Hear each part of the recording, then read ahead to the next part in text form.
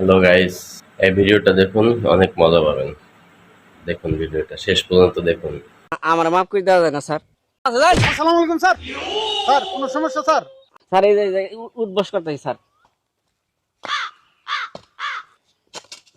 এ ভাই কি করতেছেন এটা? দেখেন না ইট তুলতাছি। ইট তুলছেন ভাই, ইট গুলো তো সরকারি। ইটের গায়ে কি লেখা আছে সরকারি নেবে সরকারি? লেহা না থাকলো ভাই, রাস্তার কাজের লাগে দিছে না এনো। রাস্তার কাজে লাগাই দিছে। এডি আমার জায়গা, ওইডি আমার বাড়ি। আর আশপাশে জিলে বাড়ি দেখতাছেন, সবতে রাস্তার ইট দিয়ে বাড়ি ঘর করছে। সরকারি অনুমতি ছাড়া ভাই ইট গুলা তোলা হবেন না আপনি। শুনেন, আপনার কাছে সামনে করেন, মাথাটা গরম করায়েন না। ভাই এগুলা বেআইনি কাজ। আইনি বাইনি শিখাবেন আপনি আমারে? মেজাজটা গরম আছে, যাই। আসসালামু আলাইকুম স্যার। স্যার কোনো সমস্যা স্যার? আচ্ছা দাঁড়াও ভাই, এই ইট নিয়ে নাই ঘর দিবেন? ও ভাই, ইট নিয়ে নাই ঘর দিবেন? না না না স্যার, আমি আর ইট নিয়ে ঘর দিব না।